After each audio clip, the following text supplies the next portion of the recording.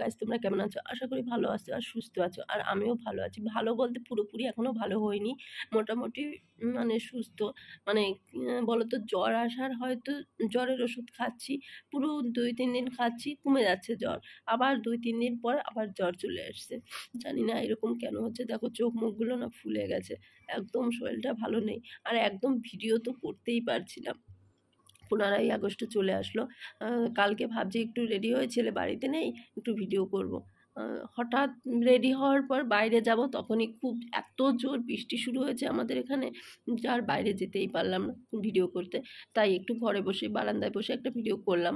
জানি না কেমন হয়েছে, কেন ফোন ধরার মতো কেউ ছিল না, একা একা ভিডিও তো অসম্ভব, করা যায় না।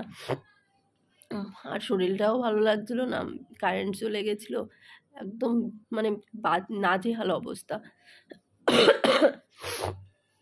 আর শরীর তো একদম এতটাই খারাপ যে ভাবার বাইরে।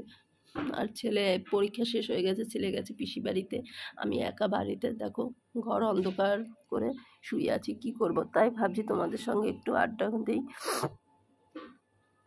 ঠিক আছে বন্ধুরা, ভালো থেকো, সুস্থ থাকো। এখন ওয়েদারটা খুব খারাপ, আর এত বৃষ্টি হচ্ছে। এই বৃষ্টি নেই বৃষ্টি নেই, মানে বৃষ্টির জন্য সবাই করছিল, আর এখন এত বৃষ্টি হচ্ছে যে আর বৃষ্টির দরকার নেই।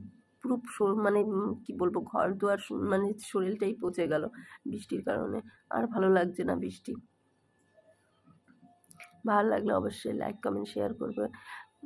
দেখি তার ডাক্তার দেখাচ্ছি, তাড়াতাড়ি সুস্থ হয়ে অবশ্যই ভালো ভালো ভিডিও আনবো, ভিডিও করব, তোমাদের আনন্দ দেওয়ার চেষ্টা করব। ঠিক আছে বন্ধুরা, বাই বাই, ভালো থেকো, সুস্থ থেকো, সাবধানে থেকো সবাই।